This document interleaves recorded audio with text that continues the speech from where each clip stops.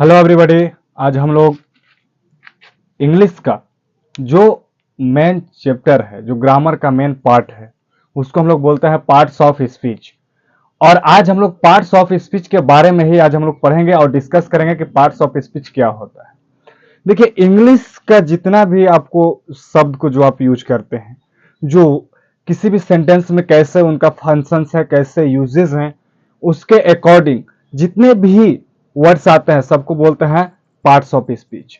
और parts of speech को जानने होगा तभी हम लोग आगे बढ़ पाएंगे। ऐसे तो जनरली तौर पर लोग किसी से भी आप पूछेंगे तो बोलेंगे कि पार्ट्स ऑफ स्पीच जो है से 8 होते हैं, लेकिन आज हम आपको बताएंगे कि 8 नहीं बल्कि 9 होते हैं। और कैसे होते हैं आइए हम लोग डिस्कस करते हैं। सबसे पहले हम लोग समझते हैं, आइए सबसे पहले हम लोग जानते हैं कि पार्ट ऑफ स्पीच होता क्या है। जैसा कि हम लोग पहले भी मैं बता चुका हूं कि पार्ट्स ऑफ स्पीच जो है से आपके इंग्लिश में आप चाहे ग्रामर पढ़ते हैं या कोई भी सेंटेंस पढ़ते हैं, कोई भी सेंटेंस, ग्रामर का रूल आपको पता हो अथवा ना पता हो अलग बात है, लेकिन आप जितने भी सेंटेंस पढ़ते हैं उस सेंटेंस में पार्ट्स ऑफ स्पीच का ही यूज होता है। और जनरली अगर ग्रामर का अगर फर्स्ट चैप्टर आप देखेंगे तो उसमें पार्ट्स ऑफ स्पीच ही होता है। आप चाहे जिस लेवल का पढ़ाई कर रहे हो, 8, 9, 10 का स्टूडेंट हो, 11, 12 का हो, या किसी भी कॉम्पिटिटिव एग्जाम का प्रिपरेशन कर रहे हो, तो आपके लिए ये जो वीडियो है बहुत फायदेमंद होगा। तो आप सभी इसको पूरा पूरा देखिएगा।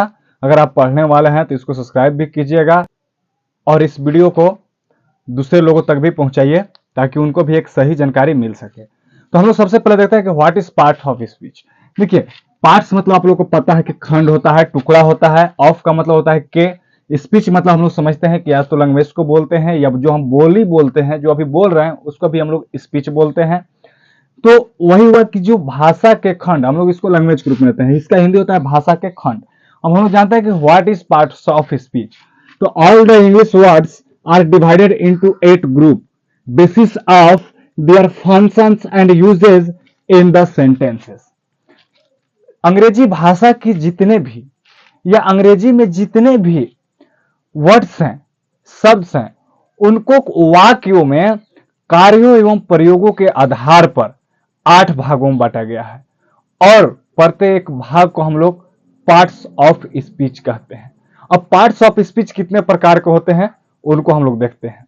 ऐसे आप लोग तो देख रहे होंगे कि इसमें तो हमने डिफिनेशन में लिखवाया है कि 8 ग्रुप में बांटा गया है, लेकिन बेसिक रूप से 9 ग्रुप में होते हैं। और 9 ग्रुप में कौन है भाई नवा ग्रुप, उसको भी हम लोग को देखना होगा।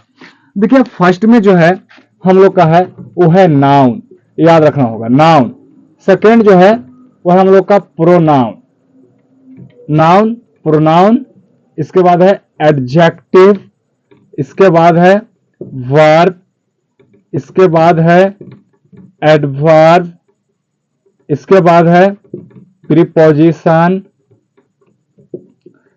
प्रीपोजिशन के बाद हमारा है कंजक्शन, और कंजक्शन के बाद हमारा लास्ट जो है वो है इंटरजेक्शन।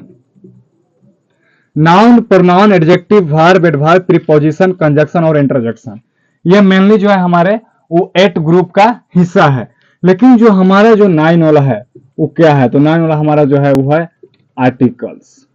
विदाउट आर्टिकल्स किसी भी सेंटेंस को हम जो है समझना हमारे लिए बहुत ही टफ होगा। और भले ही हम noun pronoun adjective verb adverb preposition conjunction interjection पढ़ ले, लेकिन उसमें अगर आर्टिकल ना रहेगा तो सेंटेंस जो है अधूरा माना जाएगा। तो आप लोग यहाँ देख रहे होंगे कि 8 ग्रुप लिखा हुआ है, क्योंकि बेसिक रूप से ये जो है जितने भी आपका ग्रामर का बुक है, सारे ग्रामर्स के बुक में 8 ग्रुप ही बताया जाता है। और जब वो 8 ग्रुप बताया जाता है तो लोग कंफ्यूज में हो जाते हैं कि सिर्फ और सिर्फ 8 ही ग्रुप है इसका, इसमें नावा कोई नहीं है। तो आप समझ जाइए कि नावा जो है वो होता है आर्टिकल्स। अब इसको कैसे समझेंगे हम लोग, तो छोटी छोटी से अगर हम लोग इसको अगर एक एक करके वीडियो बनाने लगे तो कम से कम अगर हम लोग का नहीं पर भी तो इसमें से जो है 18 वीडियोस बनाना पड़ेगा, 18 एपिसोड बनाना पड़ेगा इसके बारे में, तब हम लोग को समझ में लगेगा कि पार्ट्स ऑफ स्पीच क्या है। देखिए, सबसे पहले तो हम लोग को पार्ट्स ऑफ स्पीच पढ़ने के बाद से हम लोग धीरे धीरे हैबिट में लाएंगे कि इंग्लिश कैसे बोला जाए।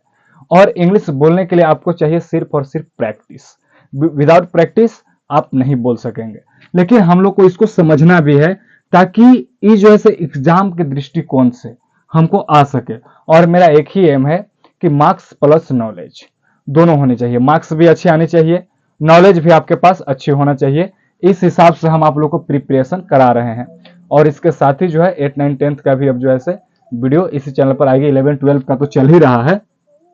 तो हम लोग बारी बारी से जानते हैं कि नाउन क्या है। आप लोग साफ तौर पर देखिए, किसी भी चीज को मान लीजिए कि कोई भी एक एग्जाम्पल के तौर पर हमारे पास मार्कर है, ये मार्कर है और मार्कर है तो ये नाउन हुआ। अगर हमको बोलेंगे कि this is marker, this is marker, अगर हम लोग किसी भी चीज को मार्कर छोटा है, मार्कर बड़ा है, मार्कर टेढ़ा है, मार्कर सीधा है, किसी भी चीज को ये बोल रहा है तो ये जो है इसी के बारे में आ रहा है। और कैसे ये आ रहा है इसको हम लोग बारी बारी से इसको जानते हैं, फिर आगे हम लोग बढ़ते हैं।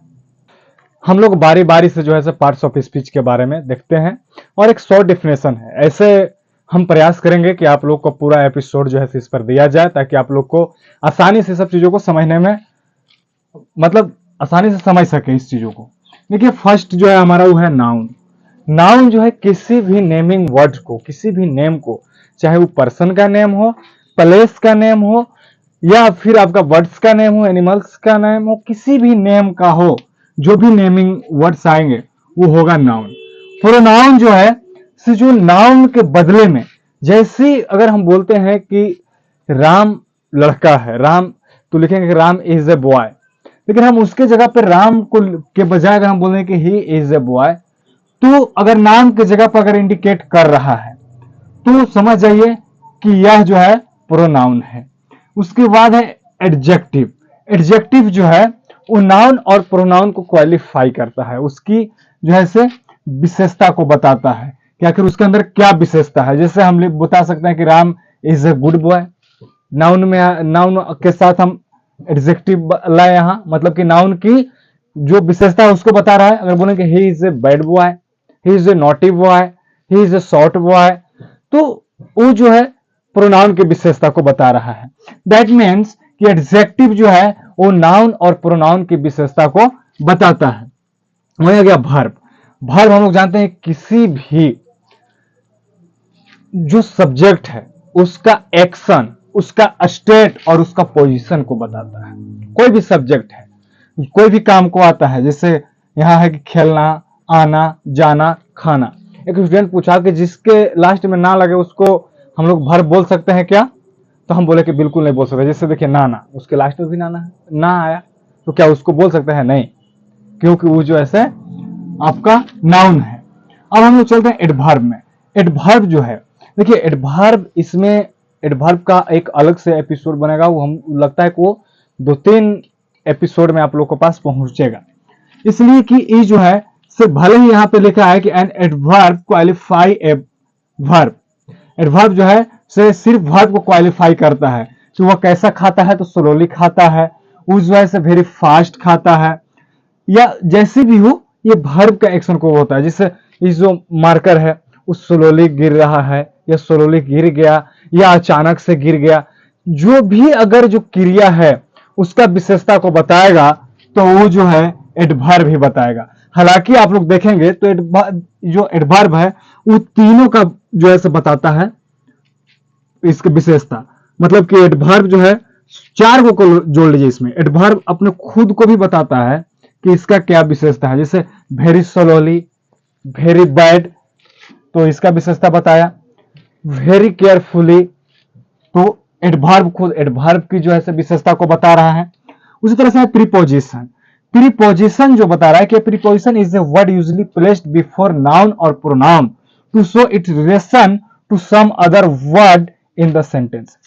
इसमें जो है प्रीपोजिशन का यूज होता है नाउन और प्रोनाउन के पहले, जिसमें बताता है कि जो किसी भी वर्ड्स या सेंटेंस का जो रिलेशन है वो किस प्रकार से है, वो इसमें बताता है।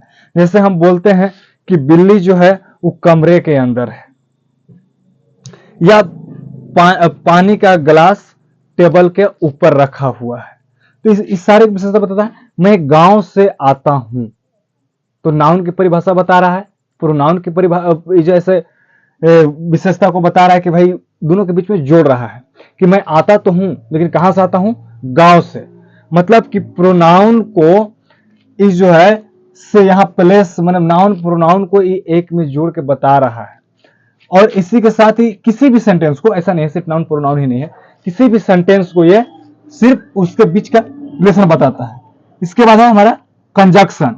A conjunction is a word which join words और सेंटेंसेस बिटवीन टुगेदर। देखिए जैसे कंजक्शन जो है इसका काम है कि दो जगह को जोड़ना।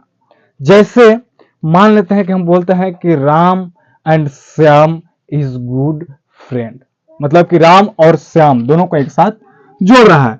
उसी में है कि इंटरजेक्शन। इंटरजेक्शन किसी भी चीज को अचानक जो है से फीलिंग लगाता है, लोगों को बीच में फीलिंग जगाता है और उसका जो है से सडनली उसका इमोशनल देता है। एकदम अचानक से किसी को हम इमोशनल बोलते हैं ओह सॉरी या ओ माय गॉड, या किसी को बोलते हैं वाव। तो ये सारी चीज जो है से इसमें है, इसका एक विशेष रूप से आएगा। एक बार फिर से इसका हम रिव्यू कर लेते हैं। नाउन जो है ये किसी भी नेमिंग वर्ड है। प्रोनाउन जो है उस नाम को नाम के बदले में ये बताता है। जैसे हम बोल सकते हैं कि राम इज ए बॉय, लेकिन प्रोनाउन बताता है कि ही इज ए बॉय, मतलब कि नाम के जगह पर हम ही का यूज कर लिया। सी इज ए गुड गर्ल। अब यहां आते हैं एडजेक्टिव में। एडजेक्टिव में हम इसको बता सकते हैं कि सी इज ए ब्यूटीफुल गर्ल। यहां इसके बारे में विशेषता बता रहा है प्रोनाउन के कि वह जो है से ब्यूटीफुल गर्ल है। इसके बाद हम लोग वर्ब में आते हैं। तो वर्ब तो आप लोगों को पता है किसी भी सब्जेक्ट का एक्शन, उसका स्टेट और उसका पोजीशन को बताता है। एडवर्ब, एडवर्ब जो है वो वर्ब को क्वालिफाई करता है, वर्ब के विशेषता को बताता है। जैसे अगर हम एग्जांपल लेते हैं ईट इट मतलब खाना, तो स्लोली खाता है, फास्ट खाता है, मतलब कि खाने की जो प्रोसेस है उसको विशेषता को बताता है कि यह जो है या किसी को दौड़ता है तो वह फास्ट दौड़ता है, वह स्लो दौड़ता है। इसी तरह से है प्रीपोजिशन। प्रीपोजिशन जो है नाउन और प्रोनाउन के पहले लगता है। एग्जांपल ले सकते हैं कि बिल्ली जो है घर के बाहर है, मुर्गे पिंजरे में है, शेर जंगल में है, मैं गांव से आता हूं, वहां का पानी बहुत अच्छा है, मतलब कि दोनों के बीच में जोड़ा है, पानी अच्छा है लेकिन वहां का, शेर है लेकिन जंगल में है, मुर्गे जो हैं वो पिंजरे में हैं। तो ये विशेषता बताता मैं इसके बारे में बताता है कि यूज जो होता है वो नाउन और प्रोनाउन के रिलेशन को बताने के लिए होता है। उसके बाद है कंजक्शन। कंजक्शन का मतलब होता है ज्वाइन करना। जैसे हम बोल सकते हैं कि मैं और राम एक अच्छे मित्र हैं, तो आई एंड राम लगेगा, तो एंड जो बीच में आ रहा है वो ज्वाइन कर रहा है हमारे और राम के बीच में। उसी तरह से है इंटरजेक्शन। इंटरजेक्शन जो है से हमारा एक्सप्रेस करता है कि अचानक से जो सडन फीलिंग आ गया या फिर इमोशन आ गया, जिसको बोलते हैं वाव क्या चीज है, या किसी को बोलते हैं कि ओ माय गॉड। ये सब चीज जो अचानक से इमोशनल आता है उसको इंटरजेक्शन कहते हैं। फिर इसको बारी बारी से हम लोग इसको एपिसोड बना बनाकर हम लोग जो है इसको सीखेंगे। एक वीडियो समाप्त करने से पहले एक सभी से रिक्वेस्ट है कि आप सभी प्लीज कमेंट करके जरूर बताइएगा कि क्लास कैसा लग रहा है। कुछ थोड़ी सी प्रॉब्लम है, गांव में ये सब अक्सर होती रहती है। इसके साथ ही हम आप लोग को एक रिक्वेस्ट करना चाहेंगे कि इसको आप लोग सब्सक्राइब कीजिए, शेयर कीजिए और अन्य लोग जो हैं उसको बताइए। आप लोग खुद शेयर करने के साथ साथ बताइए कि आपको कैसा लगा, और कमेंट करके तो हमको जरूर बताइएगा। चलिए आप लोग को बहुत बहुत धन्यवाद। मिलते हैं हम लोग नेक्स्ट वीडियो में।